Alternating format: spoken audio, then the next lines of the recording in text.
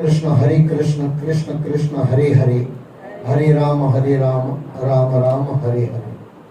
श्रीमद् भागवत महापुराण 10वां सिकंद 64वां अध्याय, राजा नृग की कथा का वर्णन। श्री सुखदेव जी ने कहा, परीक्षित मैं तुम्हें एक अन्य सुंदर प्रसंग सुनाता हूँ। एक बार कुछ यदुवंशी राजकुमार वन में घूमने के लिए गए। बहुत देर तक इधर उधर घूम फिर कर वे प्रकृति की शोभा का आनंद लेते रहे। तभी उन्हें प्यास लगाई। पानी की खोज करते समय उन्हें एक कुआं दिखाई दिया। उन्होंने कुएं में झांक कर देखा तो कुएं में पानी नहीं था, परंतु एक बड़े आकार का गिरगिट उन्हें कुएं में दिखाई दिया। उसे देखकर उन्हें आश्चर्य हुआ। उन्हें लगा कि वह गिरगिट कुएं से निकलना चाहता है, वह निकल नहीं पा रहा है। तब उन्होंने करुणा से भरकर उसे कुएं से बाहर निकालने का प्रयत्न किया, किंतु प्रयत्न करने पर भी वे उसे कुएं से बाहर नहीं निकाल सके। तब उन्होंने द्वार का आकर भगवान श्री कृष्ण से उस गिरगिट के बारे में बताया। स्विच चालू किया उसने, बंद क्यों हुआ? चालू किया है उल्टो चालू किया उसका आवाज बंद थी ना। जे कुछ मानो उल्टा होगा ना ते माइक उल्टो। हाँ तो वो आवाज तो थे। हाँ एना कहीं कि मुझे चालू रखो, ऋषि तो बनी जल्दी। तब उन्होंने द्वार का आकर भगवान श्री कृष्ण से उस गिरगिट के बारे में बताया। भगवान श्री कृष्ण राजकुमारों के साथ कुएं पर आए। उन्होंने अपना बायां हाथ कुएं में डाला और उस गिरगिट को कुएं से बाहर निकाल दिया। भगवान श्री कृष्ण के हाथ का स्पर्श होते ही उसका गिरगिट रूप जाता रहा और वह एक दिव्य पुरुष के रूप में प्रकट हो गया। सभी राजकुमार आश्चर्य से उसे देखने लगे। उसने भगवान को प्रणाम किया। तब राजकुमारों के आश्चर्य का समाधान करते हुए भगवान ने उस दिव्य पुरुष से पूछा, हे महाभाग, तुम कौन हो? ऐसा मालूम पड़ता है कि जैसे तुम कोई देवगण हो। किसी कर्म के कारण तुम्हें इस योनि में आना पड़ा। किस कर्म के कारण तुम्हें इस योनि में आना पड़ा? उस दिव्य पुरुष ने कहा, प्रभु मैं महाराज इक्ष्वाकु का पुत्र राजा नृग हूं। मैं अपने आप को महादानियों में मानता था। इसी का मुझे बड़ा घमंड था। मैं श्रेष्ठ ब्राह्मण कुमारों और ऋषि मुनियों को उनके सद्गुणों से प्रसन्न होकर बहुमूल्य वस्त्र आभूषण और सोने से मड़ी यानी सोन से जुड़ी हुई सींगों वाली गायों का दान किया करता था। सींगों पर सोना लगाकर एक बार दान न लेने वाले एक ब्राह्मण की एक गाय भटक कर मेरी गायों में आ मिली। मैं इस बात से पूरी तरह अनजान था। अनजाने में ही मैंने उस गाय को ही दान कर दिया। जब वह ब्राह्मण उस गाय को ले जा रहा था तब उसके असली स्वामी ने उसे टोका और कहा कि गाय उसकी है। इस पर उसने कहा कि यह गाय उसे राजा ने अभी दान दी है, अतः यह गाय मेरी है। इस बात पर दोनों झगड़ा करते हुए मेरे पास आए। उन दोनों की बात सुनकर मुझे अपनी भूल का एहसास हुआ। मैंने गाय दान लेने वाले ब्राह्मण से कहा, इस गाय के बदले में वह उसे कई गौएं देने के लिए तैयार है, वह उस गाय को लौटा दे। उस ब्राह्मण ने कहा, सज्जन राजन, दान दी हुई वस्तु को वापस लेना धर्म विरुद्ध है। इसके बदले में यदि आप मुझसे 1 लाख गौएं भी दें तो भी लालचवश मैं उन्हें नहीं दे सकता। तब मैंने गाय के असली स्वामी से कहा, उस गाय के बदले में मैं उसे 1,00,000 गौएं देने को तैयार हूं। इस पर गाय के असली मालिक ने कहा, राजन, आपने चाहे अनजाने में ही मेरी गाय दूसरे ब्राह्मण को दान कर दिया, परंतु यह आपकी चोरी कहलाएगी। चोरी की गई वस्तु का दान करना महापाप कहलाता है। अब गाय चाहे मुझे 1,00,000 2,00,000, अब आप चाहे मुझे 1,00,000 2,00,000 कितनी भी गौएं दें, पर मेरे मन से यह भाव नहीं जाएगा कि आपने मेरी गाय की चोरी करके दूसरे को दान दिया। इसलिए मैं इस गाय के बदले दूसरी गौओं को स्वीकार नहीं कर सकता, क्योंकि वे मुझे दान की हुई गाय के बदले में मिलेंगी। यह मेरे लिए अधर्म की बात होगी कि मैं उन्हें स्वीकार करूं। परीक्षित राजा नृप बड़े धर्म संकट में पड़ गया। उसने दोनों ब्राह्मणों को समझाने की कोशिश की, परंतु कोई भी धर्म विरुद्ध आचरण करने को तैयार नहीं था। गाय का असली स्वामी बिना कुछ लिए चला गया। जिसे गाय दान में दी गई थी, वह भी यह कहकर के चोरी की वस्तु का दान लेना अपमान है, वह भी गाय को वहीं छोड़कर चला गया। राजा नृप बोला, देवादि जगदीश्वर, इसके बाद आयु समाप्त होने पर जब यमराज के दूत मुझे यमपुरी ले गए, तो धर्मराज यम ने मुझसे पूछा, राजन, तुम पहले अपने पाप का फल भोगना चाहते हो या पुण्य का? तुम्हारे दान और धर्म के फल स्वरूप तुम्हें तेजस्वी लोक प्राप्त होने वाला है। तब मैंने यमराज से पहले पाप का फल भोगने की इच्छा व्यक्त की। उन्होंने कहा,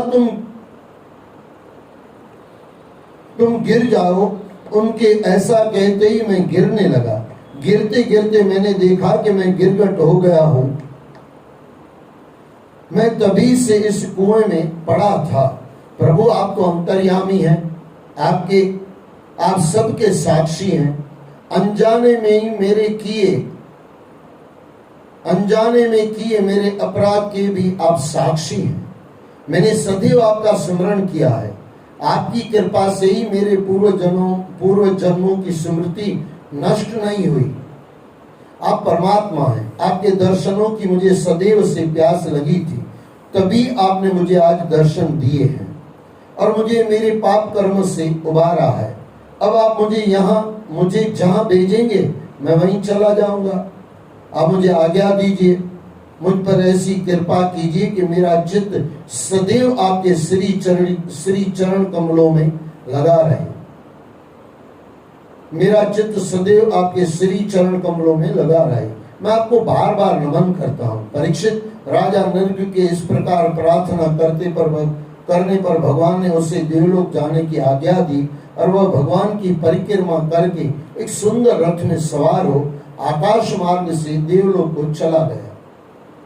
राजा नृप के चले जाने पर भगवान श्री कृष्ण ने क्षत्रियों को शिक्षा देने के लिए कहा, पुत्रों, जो लोग अग्नि के समान तेजस्वी हैं, वे ब्राह्मणों का थोड़ा सा धन भी नहीं पचा सकते।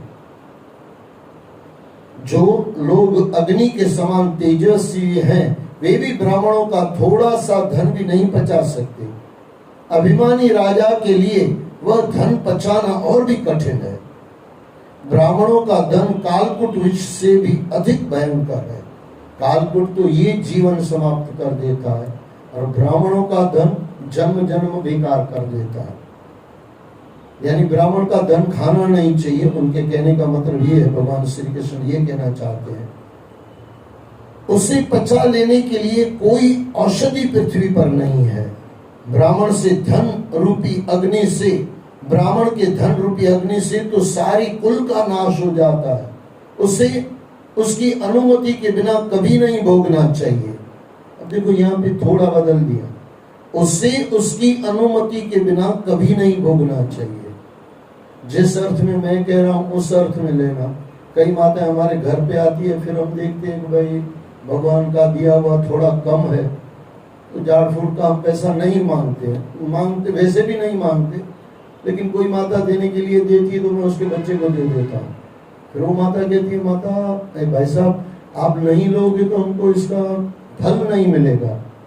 मैं बोला माता ऐसा नहीं, आप नहीं दो और मुझे मांगना हो तो आपको फल नहीं मिलेगा, लेकिन आपने दे दिया और घुमा के मैंने आपको वापस दे दिया, मैंने नहीं लिया तो वो चलता। ये बात थोड़ा समझने का प्रयास करना। यहाँ पे बराबर बता रहे हैं भागवतकार क्या लिख रहे हैं, उससे उसकी अनुमति के बिना कभी नहीं भोगना चाहिए। महाराज के कभी पाए चाय पीनी नहीं चाहिए, लेकिन महाराज पिलाए तो छोड़नी भी नहीं चाहिए।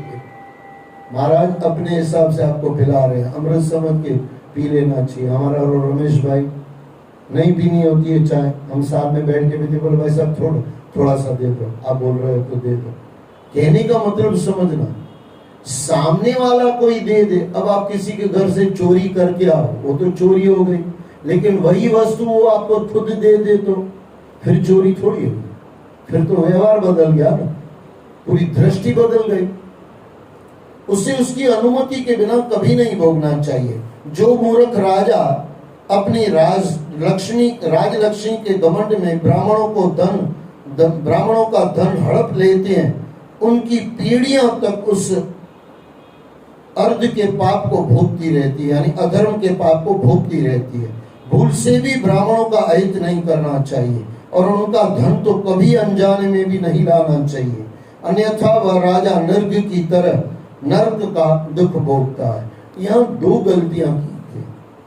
एक तो नर्क राजा एक अच्छा काम करते थे, दान पुण्य बहुत करते थे, और कैसा शायद हम सोच भी न सके। उनके जो गाय के सींग थे वो उनको सोना लगा कर देते थे, यानी कितनी बड़ी समझो हो गई। एक गाय के ऊपर कम से कम 25 गाय का सोना लगता होगा, बराबर कि नहीं? सोना कितना महंगा है, उस समय भी महंगा था, पहले से महंगा। कहने का मतलब समझना, एक काम अच्छा है, दान पुण्य करते हैं, लेकिन दूसरा इसके पास अभिमान है, तो पहले ही खुद उन्होंने बता दिया अभिमान है। अच्छा, तीसरी गलती क्या हो गई?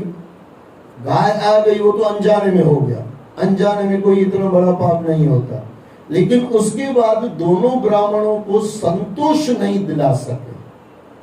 शायद ये 8 दिन जाकर उनके घर पे रह जाते, बाबा माफ करो, और शायद वो गलती माफ हो जाती तो गिरगिट थोड़ी बनती। मैं फिर दोहरा दूं, कई बार मैं कहता हूं, और वो गरुड़ पुराण के हिसाब से कहता हूं, 6 महीने में अपने पापों के प्रायश्चित करते रहो और माफी मांगने में पूरा दिल लगा लो। कई बार तो हमने झगड़े देखे, झगड़े गजब के होते हैं, और छोटे भाई को बोलो बड़े भाई से माफी मांगो, अब बोले माफ कर, अरे बोले ये माफी मांग रहे हैं कि और लोचा मार रहे हैं, ये बहुत गलत है। माफी दिल से मांगी जाती है, सही बाबा काथे काथे बाण में मिलंदा हो तामू जड़ा सा समाज सेवक वही करे 50 भाई न मिलो चाहे माफ कर। अरे माफी तो करी कि न क्यों गुनाह तो करे। अब अपने बच्चों को कभी देखना, ये मेरे साथ घटना घटी हुई है, बच्चे ने कुछ बोल दिया तो माँ ने 8 से 10 बार बोल दिया, मेरी भाषा में बोलो तो 25 बार बोल दिया, बाबा जी से माफी मांगो, बाबा जी से माफी मांगो। उसने आंखों में मुझे देखा, फिर जोर से बोला सॉरी। मैं बोला अभी मैं तुझे नहीं छोड़ूंगा, सॉरी का बराबर सॉरी बोल तो जाने दूंगा, बाकी तो तूने क्या गलती की थी मुझे पता ही नहीं है, लेकिन जो तूने सॉरी बोलने की गलती की है, और इसका अर्थ कितना गलत निकल रहा है। मैं बोल रहा हूँ सॉरी बोलने की गलती की, सॉरी बोलने की गलती थोड़ी की, सॉरी गलत ढंग बोलने से गलती की ना, बराबर के नहीं। अब ये अभिमानी राजा था, क्योंकि आगे ही वो निर्ग बता चुका है, बिटवीन द लाइन ग्रंथों को समझा करो, बिटवीन द लाइन जो वहां पे लिखा नहीं है वो गुरु महाराज आपको उसका अर्थ निकाल के देंगे। हमने जो गुरुओं से सुना है वो मैं आपको कह रहा हूं, क्योंकि ये सवाल मेरे पिताजी के सामने मैंने रखा था, एक गाय के पंडितों को क्यों नहीं समझना चाहिए, ये इतना दानी पुरुष है, क्यों नहीं दोनों आपस में समझ गए, समझ जाते तो इसको सजा नहीं मिलती। बोले बेटे इसको अभिमान तूने पढ़ा ना, मैं बोला अभिमान तो था इसके पास। अभिमानी आदमी किसी को भी कुछ समझाने जाएगा ना तो अपना अभिमान तो होगा ही होगा ना। उसने क्या बोला होगा जो यहाँ पे, अरे मेरी गाय दी है ना, मैंने तुझे दी थी ना, उसके सामने लाख तो दूसरी दूसरी दे रहा हूं ना, समझ रहे हो ना। ये इससे कोई माफ थोड़ी करेगा। माफी मांगने की भी एक रीत होती है। जैसे मैं एक्शन करके दिखाया, वो बच्चा आके मुझे बोल रहा सॉरी, अब सच बताना इसको, मुझे अगर सॉरी करना हो तो मैं सॉरी करूंगा क्या, इसको माफी दूंगा क्या इसको। अच्छा, भगवान न करे भाइयों आपस में झगड़ा कर रहे हो, देरानी जेठानी आपस में झगड़ा कर रहे हो, छोटी वाली को बोल दिया भाई माफी मांगो, ससुर के बह गई भाई थोड़ा हो गया, या किसी और ने कहा ये माफी मांग ली, बोले माफ कर। ऐसे कोई माफी देता है क्या? अभिमान से माफी मांग रही है। यहाँ पे भी जो भी समझाया गया होगा, अभिमानी ने समझाया, अभिमानी ने समझाया, तो वो दोनों कैसे समझेंगे। यहाँ पे देखो एक जगह भी नहीं लिखा है कि वो महाराज नर्ग ने पैर छू के बराबर माफी मांग ली और महाराजों ने ब्राह्मणों ने माफी नहीं दी। आपने सुना क्या? एक बार भी चरण नहीं छू रहा। बिटवीन द लाइन जो जहां पे नहीं लिखा है वही गुरु निकाल के देते हैं। बोले बेटे उसकी माफी मांगने की दिल नहीं थी, उसको लग रहा तो 1000 गाय तो मैंने दी, अच्छा एक की के बदले में तुझे लाख दे रहा हूं। ये समझ रहे हो ना? क्योंकि आपकी भाषा कौन सी है। कई बार प्रार्थना भी होती है तो ऐसा लगता है भगवान को ऑर्डर दिया जाता है, भगवान 40 दिन में तेरा हनुमान चालीसा पढ़ूंगी, मेरे बेटे की शादी करा लेना। भगवान तेरे बाप का नौकर रह गया। और सही में आजकल ये मुझे माफ करना, वो महाराज स्वामी भी मुझे सुनते हैं, हमारे पहले महाराज स्वामी थे ना, प्रजा का कल्याण करना ऐसे कहते थे पलाव में। खबर दो प्रजा जो कल्याण करणो तई, अरे करणो तई तुझे पी जो नौकर है सब ऐसा। मुझे बोलने भी बुरा लग रहा है। अब समझो क्या बोल रहा हूं मैं। अब आप साईं को बोलो ट्रे कुटर डियाना होता ही, हाँ ट्रे कुटर डियाना ही थी, तू जबरदस्ती उधारा तो कि न किए तो वठे। भाषा आपकी कौन सी है, और जैसा आपका स्वभाव होगा ना वैसी आपकी भाषा होगी। एक छोटी सी कहानी आती है, बीच में बहुत कुछ याद आता है, ये तो रोक के फिर आगे बढ़ना पड़ता है। छोटी सी कहानी, अंधा महाराज, अंधा संत बैठे हुए थे, आंखों के स्वामी शांति प्रकाश जैसे समझो प्रज्ञा चक्षु क्या हो गया उसको। बाबा जी कोई बैठे हुए थे, संत महात्मा, आंखें नहीं है, सूरदास जैसे आंखें बंद करके बैठे हुए थे। आके किसी ने पूछा, बोले बाबा यहां से मेरा कोई आदमी गया क्या? बोले नहीं, अब पहले हो आप गए। अच्छा, दूसरे ने आके पूछा, बोले बाबा कोई आदमी गया है यहाँ पे? हाँ। बोले तेरा सेनापति गया है यहाँ से, सेना का मालिक था, वो भी पैर छू के निकल गया। ये बनी घटना है, ग्रंथों में लिखी गई है। फिर जब वो तीसरा आदमी आया पैर छुए, बोले बाबा जी यहाँ से कोई गुजरा? बोले हाँ राजा जी, पहले आपका सिपाही गया, फिर आपका मंत्री गया, अब आप जा रहे हैं। बोले बाबा जी माफ करना, मुझे बोलना नहीं चाहिए, आप तो सूरदास हो, आपको तो आंखें तो है नहीं, आपने कैसे पहचान लिया? बोले तेरा जो सेना था ना, सेना का जो एक आदमी था ना, उसने आके पूछा था ए अंधे यहां से कोई गया क्या? मैं समझ गया इसकी कोई औकात नहीं है, ये सिपाही है। और फिर जो मंत्री आया आपका, उसने दूर से पूछा, बोले बाबा जी यहाँ से कोई गया क्या? बोला थोड़ा ये ज्ञान है इसको, ये बाबा जी बोल रहा है, वो अंधे बोल रहा है, तो इसको कुछ ज्ञान है। बोले आप मंत्री हो और आपका सिपाही गया, और बोले अभी आपने आके प्रणाम किया, आपको कितनी भी जल्दी थी, आपने प्रणाम किया, पैर छुए, अब मेरी हाजिरी में आपके बैठ रहे हो, अभी आप पूछ रहे हो यहाँ से कोई गया क्या? आपकी भाषा से पता चल गया कि आप राजा हो। आप अभिमानी हो ना, आपकी भाषा अलग होगी। आप कामी होंगे ना, आपकी भाषा अलग होगी। आप क्रोधी होंगे ना, आपकी भाषा अलग होगी। आप मोहग्रस्त होंगे ना, आपकी भाषा अलग होगी। आप फिर उसमें कितना भी लिपा पोती करो, कितना भी ढंग लगा के छोड़ो, कितना भी अच्छा बोलने का प्रयास करो, अच्छा वो अगर सिपाही ये सुन ले, अगली बार वहां से जाएगा, वो हाथ जोड़ के बोलेगा अंधे जी यहां से कोई गया क्या, लेकिन वो अंधा तो नहीं छोड़ेगा। ये थोड़ा समझने का प्रयास करना। अच्छा कई बार ऐसा होता है कि वो शब्द निकलने में थोड़ी दिक्कत लगती है, या कहीं याद नहीं आता, जैसे प्रज्ञा चक्षु स्वामी शांति प्रकाश जी हमारे थे, वो प्रज्ञा चक्षु कई बार हमारे दिमाग में नहीं आता, तो अंधा बोलते समय भी सामने वाला अटकेगा, अंधा बोल निकल नहीं पाएगा। जैसे मेरे मुंह से निकल रहा था लेकिन नहीं भी निकल रहा था। बात कहने का समझना, आप जिस बुराई में चलते हो ना, वो आपकी भाषा में आ जाती है। अगर ध्यान दो ना आपकी भाषा कौन सी है, तो संत महात्मा तो 2 मिनट में बताएंगे तू अभिमानी है। मुझे याद है मेरे पिताजी के सामने, जैसे भाई साहब बुरा मत मानना, वही देख रहा, तो हमारे दादाजी अब ऐसे ही रहो कोई दिक्कत नहीं, ऐसे टांग करके मैं ऊपर बैठ गया, टांग के ऊपर टांग चढ़ाओ कोई दिक्कत नहीं।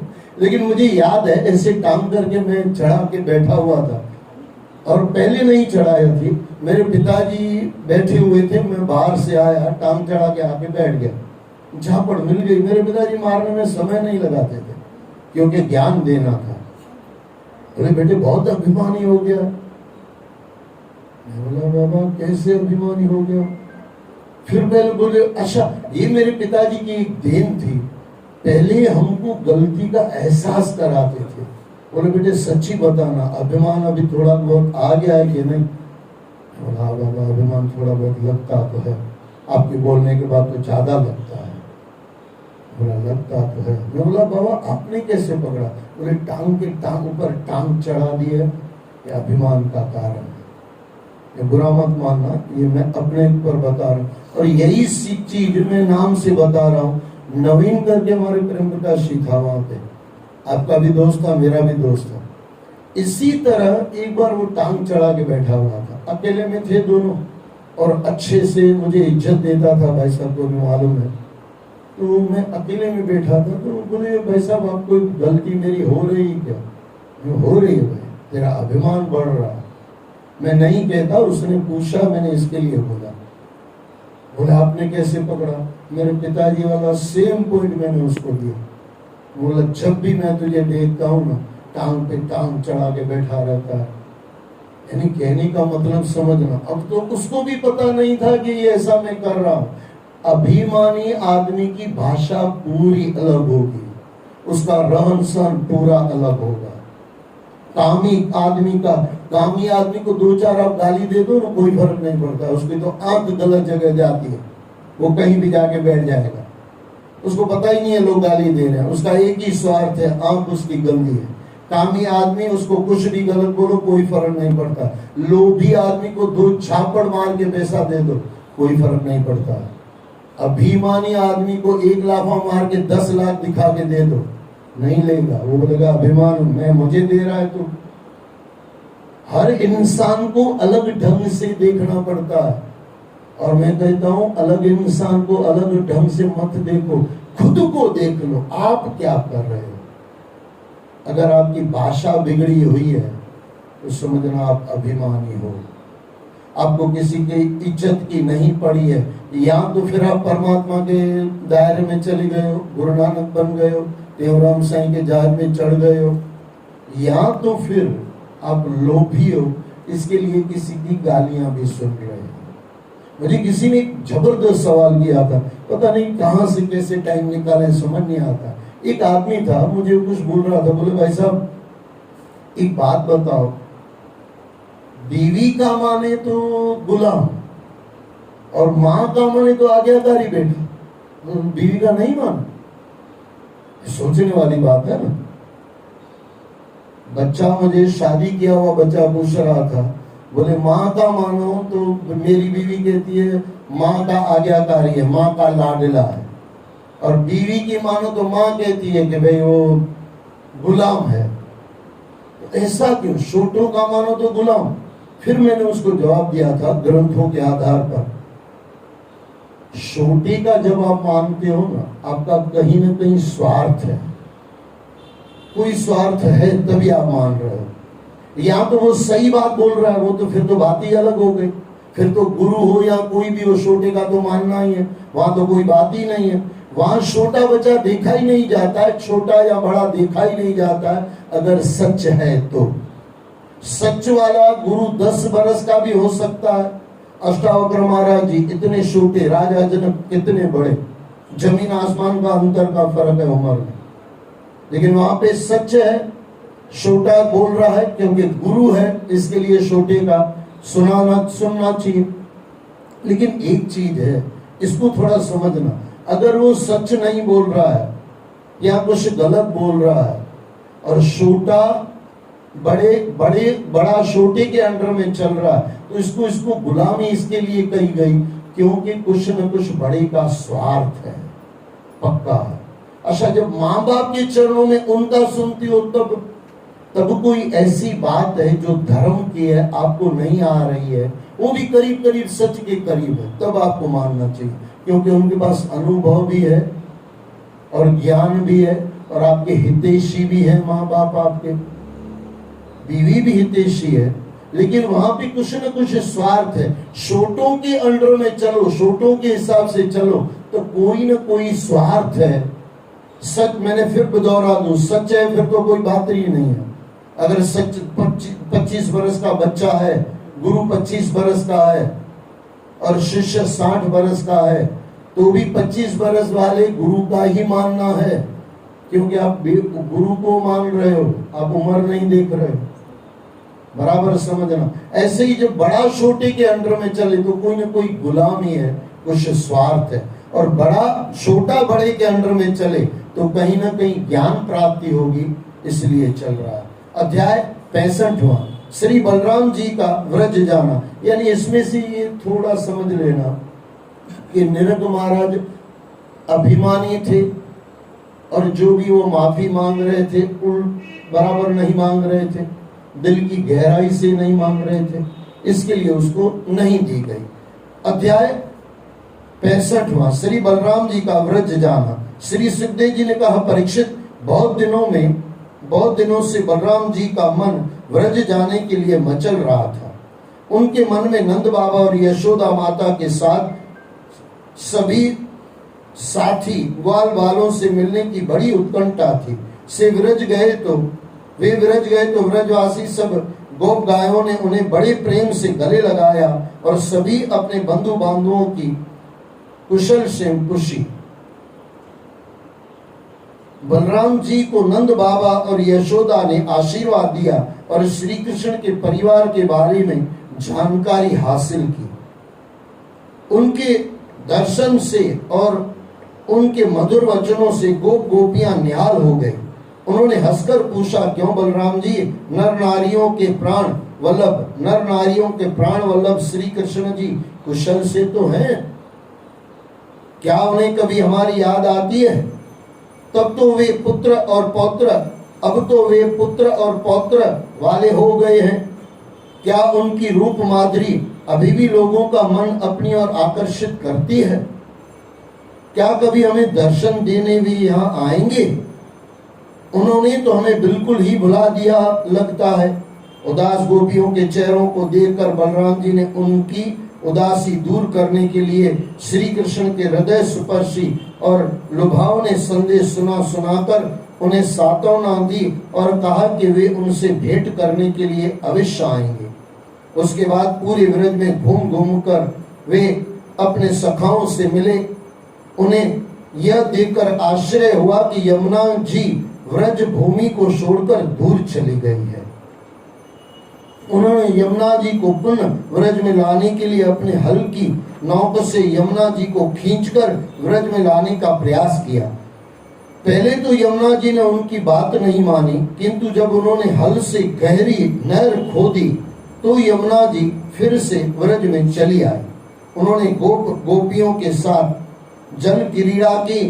तभी सभी को यमुना जी के पुनः आ जाने से बड़ी प्रसन्नता हुई। वे कुछ दिनों के लिए वहीं ठहर कर विहार करने लगे। अध्याय 66वां, नकली वासुदेव का वध। श्री सुखदेव जी ने कहा, परीक्षित, जिन दिनों बलराम जी व्रज में थे तब करुष देश के अज्ञानी राजा पौंड्रक ने भगवान श्री कृष्ण के पास एक दूत भेजकर वह कहलवाया, भगवान वसुदेव आप नहीं मैं हूं। मूर्ख लोगों को ही आप बहकाया करते हैं, जबकि जगत का उद्धार करने के लिए पृथ्वी पर अवतार मैंने लिया है। और ये भी गजब की कहानी है। पौंड्रक पाखंडी है, नकली कृष्ण बना बैठा हुआ। अच्छा, भगवान कृष्ण चिट्ठी नहीं लिख रहे हैं कि भाई तू नकली है, नाटक बंद कर। नकली चिट्ठी लिख रहा है असली को। शायद ये कलयुग की पूरी पराकाष्ठा है। बस कलयुग आने वाला होगा, इसके बाद तो तुरंत कलयुग आ गया ना। द्वापर कृष्ण भगवान चले गए यानी भागवत में समा गए, उसके बाद तो तुरंत कलयुग चालू हो गया। ये कलयुग की पराकाष्ठा नहीं है। आज भी देखना, दुष्ट लोग अच्छे लोगों को दुखी करते हैं। मेरा एक नियम है, आप थोड़ा सुनना इसको और थोड़ा अंदर से सोचना। बुरा आदमी में एक दूसरी भी अच्छाई होती है। मैंने आपको बुरे आदमी में एक दूसरी अच्छाई कही है, ये आपस में जल्दी घिल मिल जाते हैं। देखना कभी भी आप, जुआ खेलने वाला जुगारी का दोस्त होगा, बराबर ना। जो यहाँ से मैं गलतियां नहीं कह पाऊं वो भी देखना। सब आपस में चट्टे बट्टे, सब चांडाल चौकड़ी होगी, आपस में मस्त जमता होगा। 25 सत्संगी साथ में मिलना बहुत मुश्किल है, बैठना बहुत मुश्किल है। लेकिन 25 दारू पीने वाले, 50 जुगार खेलने वाले हो कैसे मस्त बैठ जाते हैं। अब ठीक करना, कभी बैठते हैं कि नहीं बैठते हैं। ये सच्चाई है, इनसे सीखना चाहिए कि आपस में साथ में कैसे रहा जाता है। और दूसरा, इनके अंदर जो सच्चाई, एक अच्छी सी चीज होती है ना, ये यहाँ पे जो कह रहे हैं, वो किसी को भी भूलना हो ना तुरंत भूल जाते हैं। बुरा आदमी अच्छे आदमी को तुरंत भूल जाता है, लेकिन अच्छा आदमी बुरे आदमी को बहुत जल्दी नहीं भूलता। ये मुझे थोड़ा करीब अजीब लगता है। अच्छा, बुरा आदमी शाती ठोक के बुरा करेगा, बोले मैं तो ऐसा ही करूंगा, जिसको जो करना है वो करो। और लेकिन जो सच्चा आदमी है थोड़ा ढीला ढीला, अरे काहे को ढीले ढीले भाई साहब, एक परमात्मा की है, रब परमात्मा का आशीर्वाद है, मौज से चलो। लेकिन पता नहीं किस चीज का है, कोई समझ नहीं आता। मैं फिर दोहरा दूं, बुरे आदमी से जहां से जो चीज अच्छी मिले ना, बुरा आदमी अपने घर में खुश रहे, लेकिन उनकी जो अच्छाइयां है, जो साथ में ये लोग रह लेते हैं, ऐसे अच्छे आदमी को साथ में रहना आ जाए, आनंद आ जाए। और बुरा आदमी जितनी तन्मयता से बुरा काम करता है, इतना सत्संगी इंसान तन्मयता से सत्संग सुन ले और कर ले, बेड़ा पार हो जाए। ये भी मैंने आपको काफी बार कहा। दारू पीने वाले की रात को 2 बजे की तलब होगी, वो उठ के चला जाएगा। मेरा एक बीच में दोस्त था, आप यकीन नहीं करोगे, 10 रुपए की चाय पीने के लिए रिक्शा वाले को 300 रुपया देता था। चाय भी गया था, 10 रुपए की चाय, 300 रुपया रिक्शा वाले को, 150 जाने का, 150 आने का। यही सत्संगी इंसान रात को 3 बजे जाना हो, 300 रुपया खर्चा करके जाएगा क्या? तो कहां तन्मयता है भाई साहब। अच्छा, ये तो मैंने चाय वाले को, मैं क्योंकि मैं चाय का शौकीन हूं तो मुझे चाय वाले का मालूम है, लेकिन दारू वाला तो 1000 रुपए भी खर्चा करके जाएगा कि नहीं जाएगा, वो तो उससे खतरनाक है। मेरी कहने का बार बार ये चीजें मैं आपको क्यों कहता हूं पता है, इन लोगों से समझना चाहिए, इतना समझना कि जितनी तन्मयता से पापी पाप में लगा हुआ है, सत्संगी सत्संग में लग जाए, पुण्यशाली पुण्य कमाने में लग जाए, आनंद आ जाए, एक बार भी मिल सकता। इस प्रकार उस मूर्ख राजा ने अपने को ही भगवान कहलवाना प्रारंभ कर दिया। उसे इससे बड़ा आनंद आने लगा।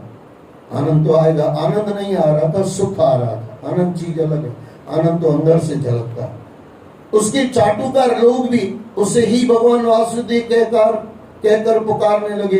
आपके अगल बगल में चमचे जो होते हैं ना, वो भी सत्यानाश कर देते हैं, चने के झाड़ में चढ़ा देते हैं, चढ़ो भाई ऊपर, फिर मरोगे, आएगा कृष्ण तो पता चलेगा।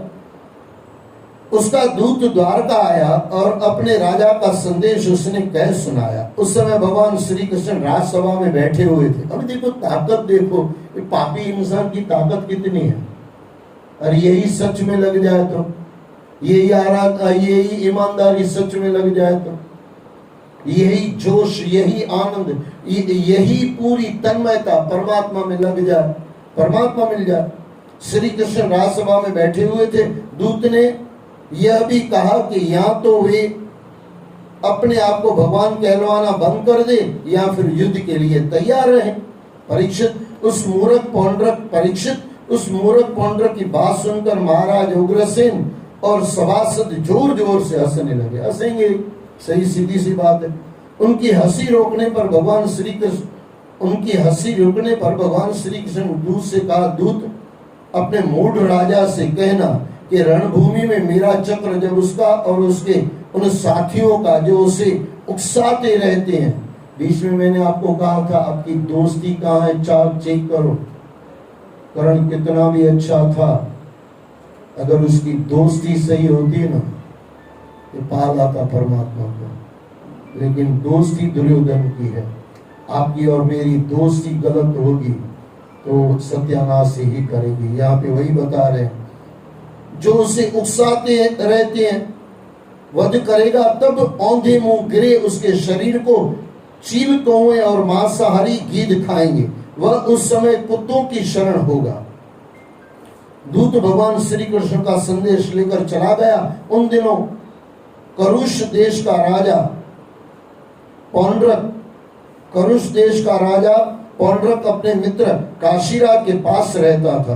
भगवान श्री कृष्ण ने रथ पर सवार होकर काशी पर चढ़ाई कर दी। उनके आक्रमण का समाचार पाकर पौंड्रक भी उसके जैसा वेश धारण करके अपनी सेना के साथ उसका सामना करने मैदान में निकल पड़ा। काशी का राजा भी अपनी सेना के साथ उसकी सहायता को आ गया। भगवान श्री कृष्ण ने पौंड्रक को देखा, उसने भी शंख चक्र, लेकिन ये कितना गजब है भाई, कितनी मेहनत की होगी। गदा बना दी, अच्छा वो डुप्लीकेट सुदर्शन चक्र भी बना लिया। अभी आप अंत में ये तार देगा ना जब भगवान कृष्ण, जो तो उसमें मिल जाएगी। तो वहां पे, यहाँ पे है कि नहीं पता नहीं, लेकिन मैं फिर से बता दूं, होगा तो वापस पढ़ भी लेंगे।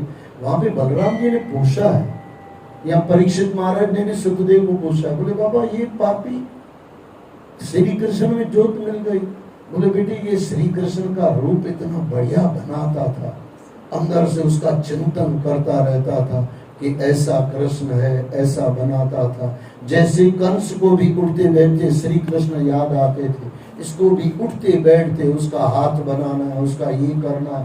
पहले तो बरसों तक उसने मेहनत की होगी श्री कृष्ण बनने में, चक्र बनाया होगा, वो उस समय क्या सेल बिल लगाया होगा, चक्र में भी हाथ में घूमता रहता था, ऐसे लिखा हुआ है बढ़िया से। तो उसको सुनो, भगवान श्री कृष्ण ने पौंड्रक को देखा, उसने भी शंख चक्र, देखो चक्र आ गया ना, उसने भी शंख चक्र गदा तलवार और सारंग धनुष भी डुप्लीकेट बना लिया। कितनी मेहनत की होगी ये बंदे ने। अगर यही मेहनत सच तरफ की होती तो आनंद आ जाता। सारंग धनुष धारण कर रखे थे, सीने पर स्वस्ति का चिन्ह था, वृक्ष पर कृत्रिम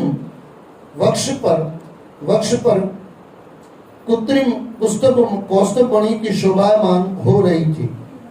उसने पीले रेशमी वस्त्र पहन रखे थे और रथ की ध्वजा पर गरुड़ का चिन्ह था। पूरी तरह अपनी वेशभूषा देखकर भगवान श्री कृष्ण को हंसी आ गई। बस इसमें भी उतर गया, बोले यार तू है गजब का, है डुप्लीकेट, लेकिन शायद मैं भी जो भूल गया होगा वो भी तुमने लगा दिया। श्री कृष्ण असली होगा तो कभी मोर पंख भूल भी जाता होगा, लेकिन डुप्लीकेट वाला थोड़ी भूलेगा, उसको तो लगाना ही है। अच्छा ओरिजिनल डॉक्टर वो कान में लेके घूमते हैं, कभी हो सकता है न भूल भी जाए, लेकिन डुप्लीकेट जो डॉक्टर होगा वो तो उसको तो लगाना ही पड़ेगा ना, क्योंकि उसको दिखाना है कि मैं असली हूँ। श्री कृष्ण की भी हंसी आ गई, बोले क्या मजा, क्या आनंद है भाई। पौंड्रक और काशी नरेश ने अपनी सेना के साथ भगवान श्री कृष्ण पर आक्रमण कर दिया, किंतु भगवान श्री कृष्ण ने अकेले ही जब धनुष की टंकार की तो शत्रु सेना के हृदय दहल गए। भगवान के तीखे बाणों ने शत्रु सेना को तहस नहस कर दिया और अपने चक्र से काशी नरेश और पौंड्रक के सिरों को काट डाला। कुछ ही देर में सारी सेना का सफाया हो गया। भगवान श्री कृष्ण ने अपने सारथी दारुक से रथ को घुमाकर द्वारका चलने के लिए कहा। उधर काशी नरेश के शव को देखकर हाहाकार मच गया। राजकुमार लोग कहने लगे कि इस बनावटी पौंड्रक का साथ देकर हमारे पिताश्री ने अपना भी विनाश कर लिया। अपने पिता की अंत्येष्टि संस्कार करके काशी नरेश के पुत्र सुदक्षिणा ने निश्चय किया कि वह अपने पितृघाती को मारकर पितृ ऋण से मुक्ति पाएगा। उसने भगवान शंकर की आराधना करके अपने कुल पुरोहितों की सहायता से श्री कृष्ण के लिए मारण यज्ञ कराया। क्या क्या दुनिया में लोग बैठे हुए वैसा, भगवान तक को वो लोग नहीं छोड़ते, लेकिन भगवान तो भगवान है भाई। मारण यज्ञ कराया। उस यज्ञ में से एक भयानक कन्या प्रकट हुई जो भीषण वेग से द्वारका की ओर चल पड़ी। परीक्षित, उस भयानक कृत्य को देखकर द्वारकावासी भयभीत हो गए और वे भागे हुए भगवान श्री कृष्ण के पास पहुंचे। भगवान ने उन्हें आश्वासन किया और आश्वस्त किया और अपना सुदर्शन चक्र कुर्त्या की ओर छोड़ दिया। सुदर्शन चक्र ने अपनी तीव्र ज्वालाओं से कुर्त्या और उसके साथ आई भूतगणों को भस्म कर दिया। वह चक्र पुनः भगवान श्री कृष्ण के पास वापस आ गया। इस बीच भगवान श्री कृष्ण आराम से बैठे रुक्मिणी के साथ चौसर खेलते रहे। इस चरित्र को जो सुनता है उसके सारे पाप छूट जाते हैं, यानी पापों से मुक्त हो जाता है। बोले श्री कृष्ण भगवान की जय। मुरली मनोहर लाल की जय। जय जय श्री राधे, जय जय श्री राधे, जय जय श्री राधे।